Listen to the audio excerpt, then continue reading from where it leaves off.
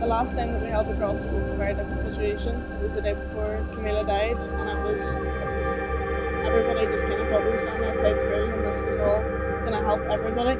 But now coming in on this day, it's definitely changed that it feels personal for everybody, especially our friends that have spoke up about the issue. I've been friends with Kamile since she moved to our school in third year. You know, we had our love for Harry Potter, and when I went through my own spells of I went through a lot, maybe around 4th, 5th year, she was always there for me, and it's kind of just like, I'm not really an emotional person really, I wouldn't say emotional with grief and all, but this one just, you know, I kind of think of her every day, because never a day goes by I don't think of her, and sometimes I'll text her, tell her stuff, you know, kind of expecting her to reply, but I know she won't, and it's just knowing today that we will get justice. I think at some point it's just, to me, it's going, well, at least, you know, we're doing something that's going to help other people.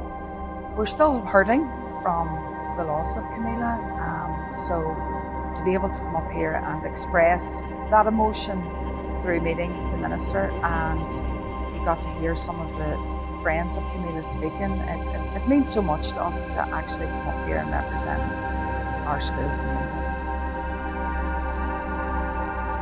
I think the people were emotional there this morning, you couldn't but be. And even the fact that some of them were willing to speak, you know, and none of that was scripted. You weren't asked beforehand, you weren't asked to prepare something. So what you heard there this morning was very personal, and it was coming from a very good place. It's not about statistics, it's about families, it's about communities, it's about human loss and human life, the value of human life, more so than anything. I think today with, even I know myself, I spoke in the chamber and a few other ones asked some questions. It really gives him an insight to, you know, we're looking this change and we want it now and we want it soon. I know there's going to be a change, but it's just in our minds, when is it going to be and what's going to be prevented in the meanwhile. So we are hopeful, we all know that it will happen, it's just the question of when it's going to happen.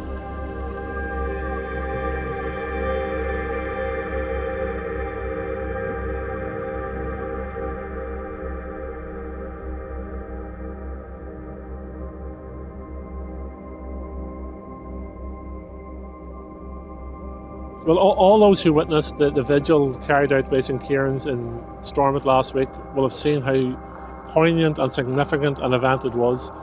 And it was, without doubt, the most poignant event I've witnessed in the hall, and probably one of the most historical events I've witnessed in the hall. So I always believe that my executive colleagues would move with me in terms of approving the A5. I was always confident in that. But I believe the events of last week and St. Ciaran's intervention moved that process along and allowed me to bring a paper to the executive yesterday and unanimous support from my executive colleagues.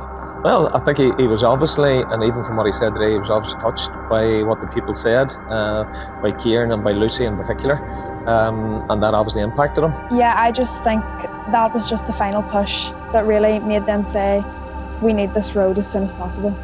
We were all delighted, the school itself were delighted, because we've lost so many deaths on the road.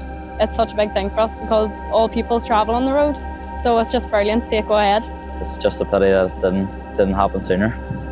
Yeah, very big relief, just glad that it's gone through, and school did a lot of work, so head off, so it did. It's great that now, you know, our voices have been heard and that the A5 is going to be developed, and that was our whole point of going last week, was to get our voices heard and get this A5 started as soon as possible.